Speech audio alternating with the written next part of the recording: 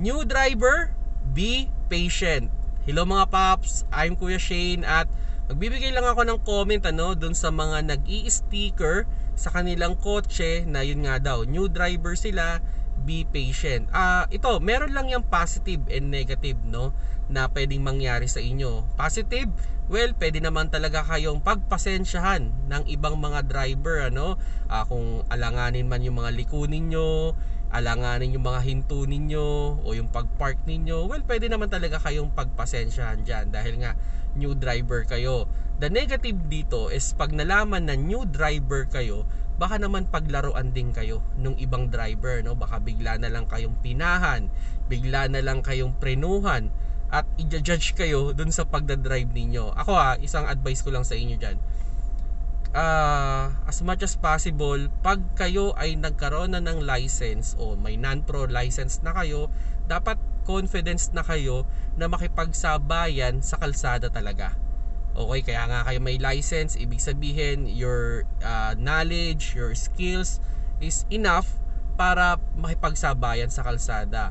Kaya kung sakali man dapat pag nagkaroon na kayo ng license, I'm sure naman siguro na sinunod nyo naman yung tamang procedure, nag-driving school kayo, nag-exam kayo ng written, nag-exam kayo ng actual, at doon napatunayan nyo naman na talagang deserve ninyong magka-license. So once na nagkaroon na kayo ng license, dapat confidence enough na kayo na makipagsabayan sa kalsada. Isang tips ko na rin dyan, as much as possible, aralin nyo rin kung paano gumamit ng navigational app. Kasi doon sa navigational app, maipopwesto mo yung sasakyan mo kung kakanan ka.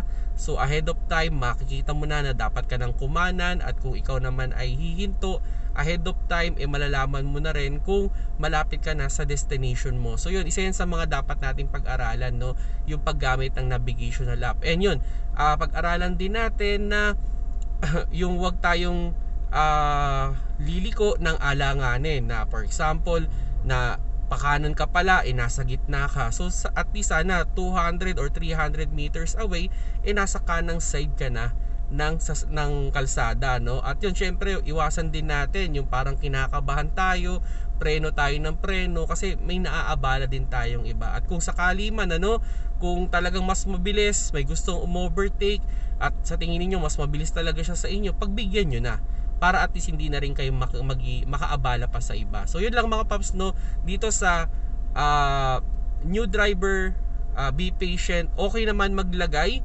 pero para sa akin on my own opinion, wag na kayong maglagay niyan, kasi hindi nyo masabi, iba-iba yung trip ng ibang driver. Baka mamaya iba pinagbibigyan kayo, baka yung iba paglaruan pa kayo. So much better na nagkaroon na kayo ng license, sabihin nyo sa sarili nyo, marunong na ako, maalam na ako sa kalsada, hindi na ako as new driver. Salamat sa panonood. Keep safe mga paps.